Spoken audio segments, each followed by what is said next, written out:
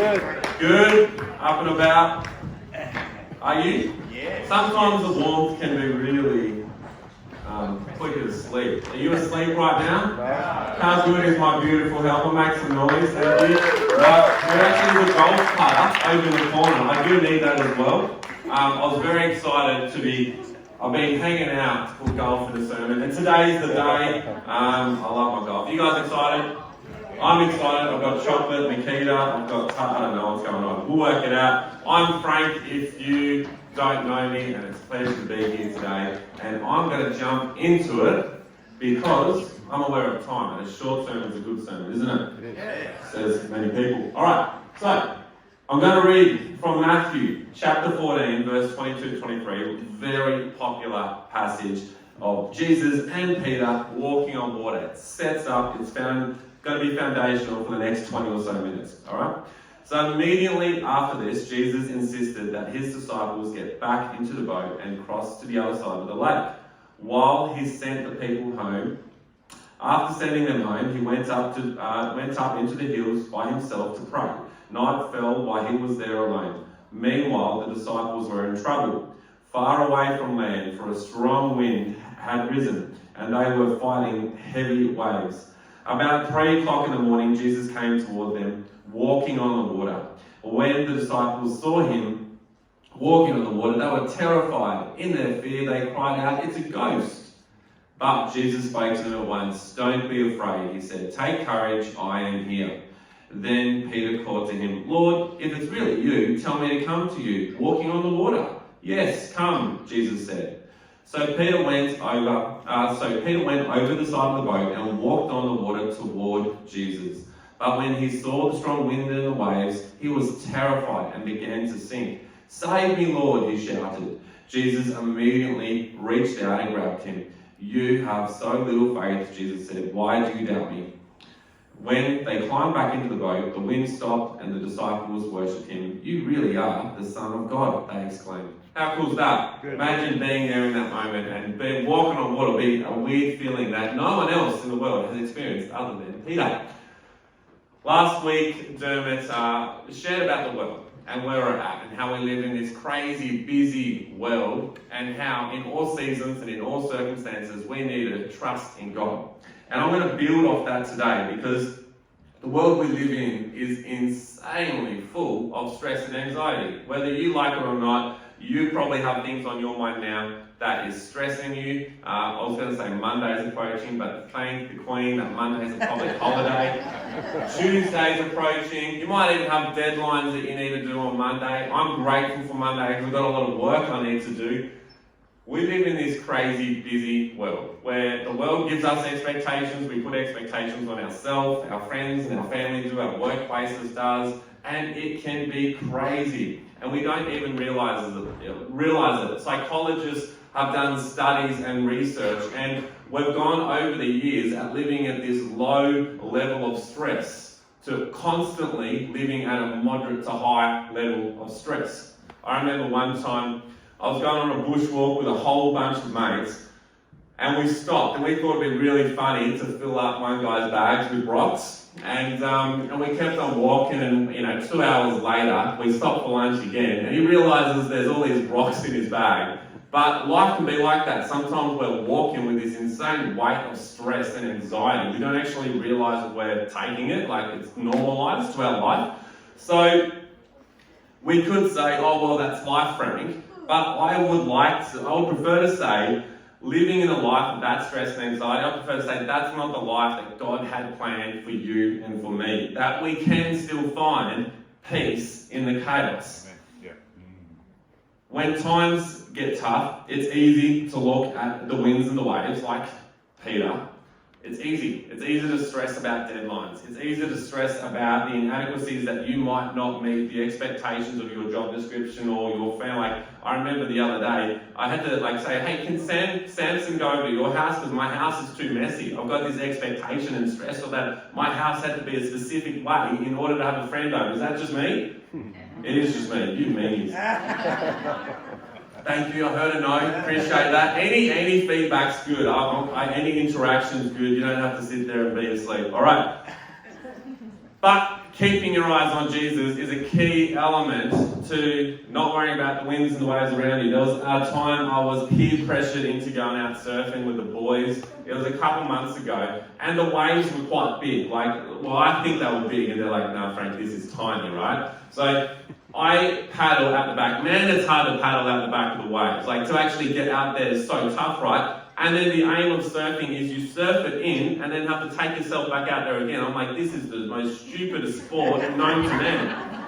So I'm terrified out the back of these waves. The waves are, I think, are huge. And it's not really windy, but it's blowing enough that the water's just spraying. The wind is hitting the ocean and it's just spraying on you. And in one sense, I could relate to Peter. But I've got a feeling... we are talking night time, so it's probably dark. Most of Jesus' disciples, their profession before being a disciple and a follower of Jesus was a fisherman, right? So they're probably used to a lot of wind and waves, but these guys were freaking out, right? So Peter says, "Jesus, call me and I'll come to you." And off he goes on the boat and he starts walking on water, but then he realizes the waves, the wind, the noise would have been howling, just dark, scary. Who's scared of sharks in the ocean? They go out 1 meter and they're like, "Oh my goodness, there's a shark there," and they sprint in and they freak themselves out. I'm there too, right? So we can easily focus on the wind, the waves, the noise of life. All right? It's everywhere. We live in this state of constant stress and anxiety, and we don't have to. We don't have to. I'm going to talk to us today about how we can avoid it. Does that sound good to you? Yes. Would you like to be less stressed and anxious? Yeah, I would. I definitely would. All right, so we're going to take a leaf out of Peter's book and keep our eyes on Jesus. In Hebrews 12:12, everyone say Hebrews 12:12. Hebrews 12:12. Well done. Therefore, since we are surrounded by such a great cloud of witnesses, let us throw off everything that hinders and the sin that so easily entangles. And let us run with perseverance the race marked out for us, fixing our eyes on Jesus, the pioneer and perfecter of faith. I love that. Fixing our eyes on Jesus. And I did some research into what fix means, what it looks like. But to fix something is to secure it, to attach it, all right? And that's, I think, really important. So I've got a bit of an object lesson, and I've got Davo and Isaac, and they're going to come down. You can make some noise. Yeah. Isaac weighing in at 90 kilos, per personal deadlift of 400 kilos. No, I'm joking. But I'm going to attach these boys together, and we're going to have some fun by doing it, all right? They're super strong. This is your piece. Isaac, say hello. Hi. Model by day. Cool man by night. Alright, so quite simply, no, you don't have to do that. Okay. Davo, you're a model too, in your own right by night, and sport lover by day. Okay, so hang on, wait a second. What's going to happen? These gentlemen are attached. We agree on that. They're attached? Yeah? Okay, I agree with you. Alright, now Isaac, you're going to walk that way, and Davo's going to walk this way, and we're just going to,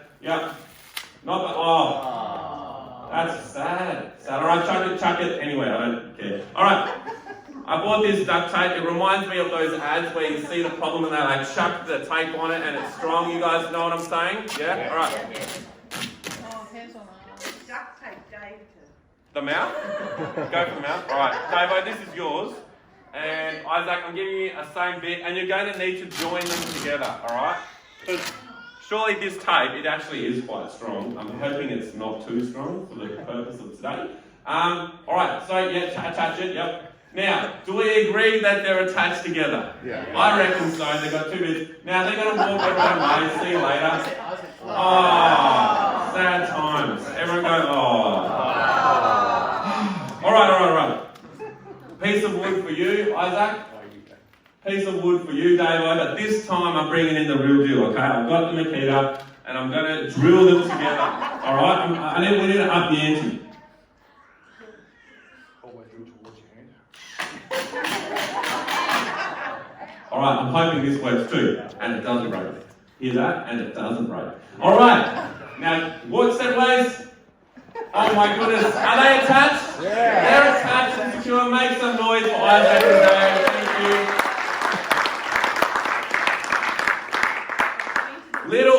blessing? Because I guess the question I'm asking you is, what is your glue? What are you using to attach yourself to Jesus in this life of anxiety, this life of stress, this life of busyness and craziness?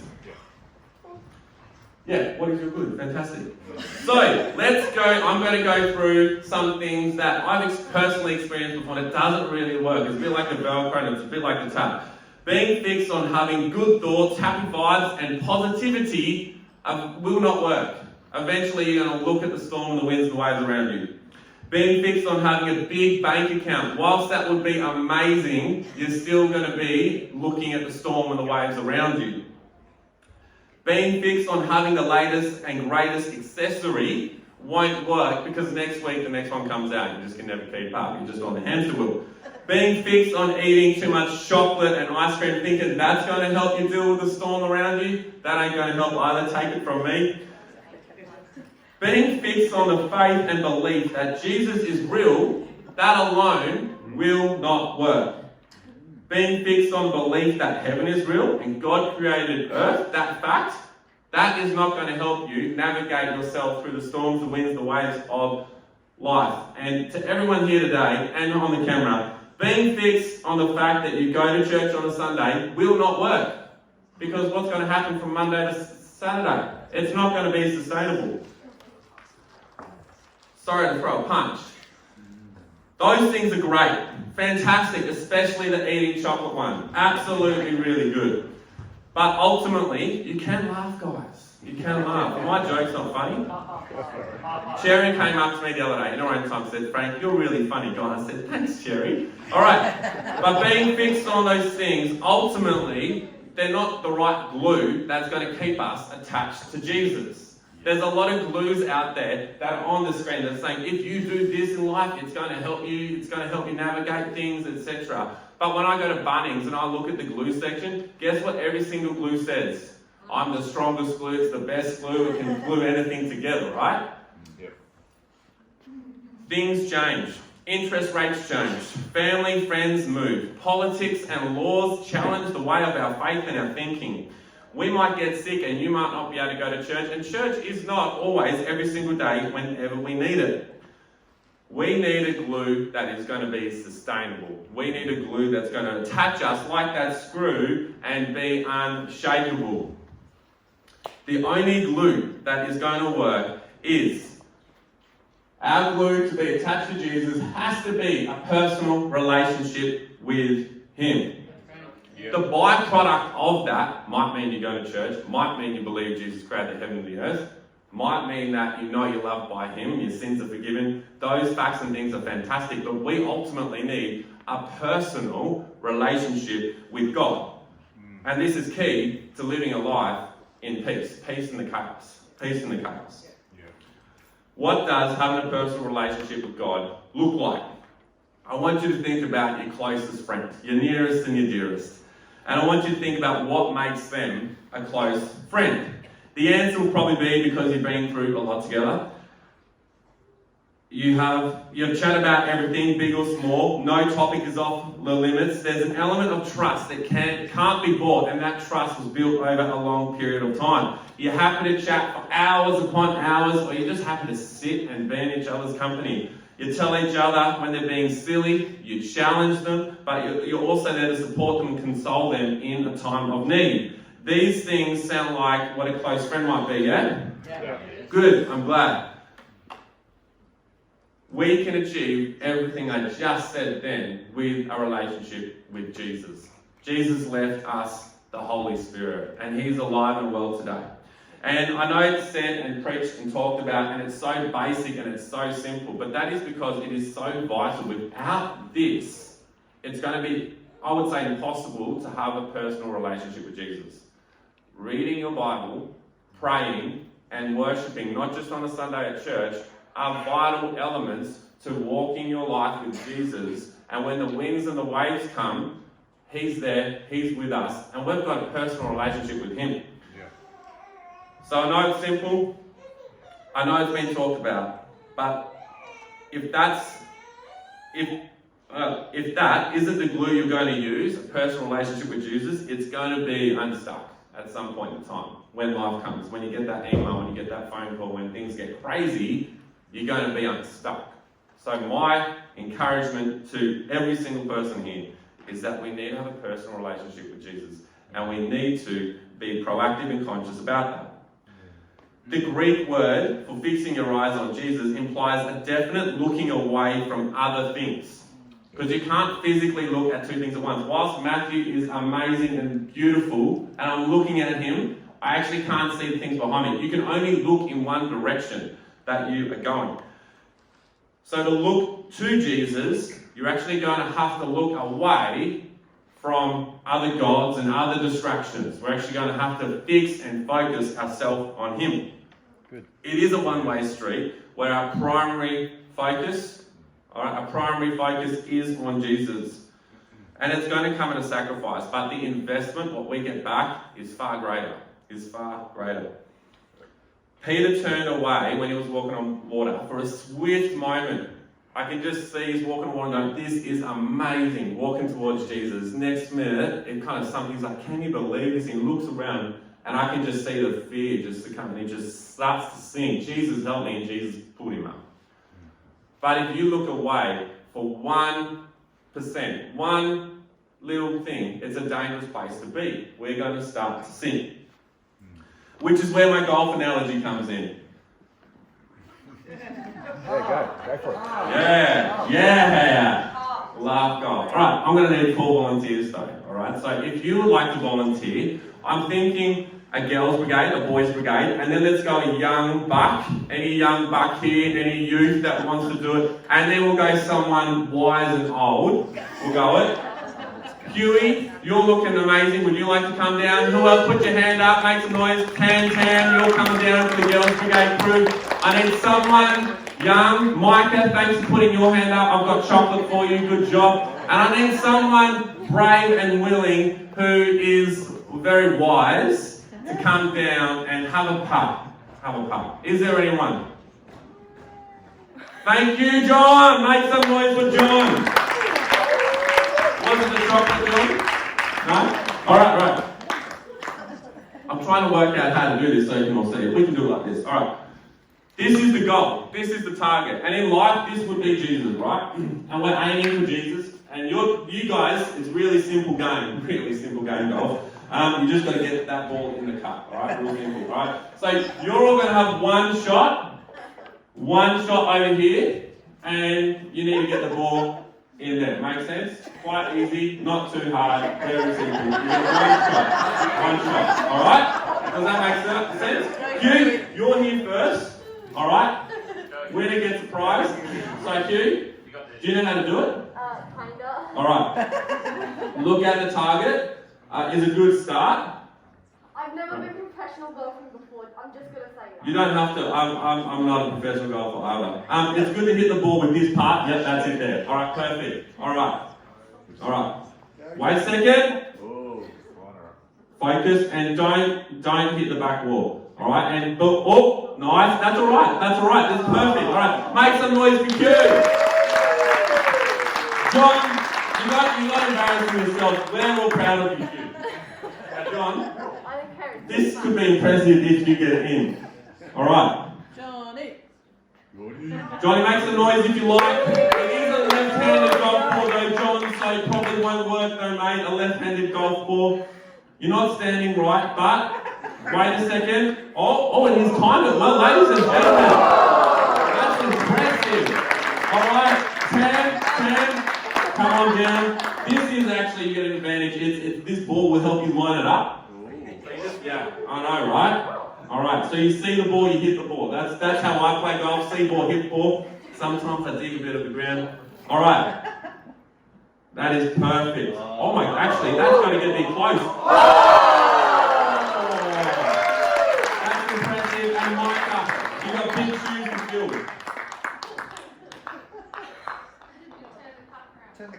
Turn the cup. Alright. Micah, how you feeling? In crops too, might I add. Alright. Whatever you do, just get it in the cup. Alright. Wait a second. Oh, wait. No. Oh, good job. Make some noise, please. Close your eye, amazing.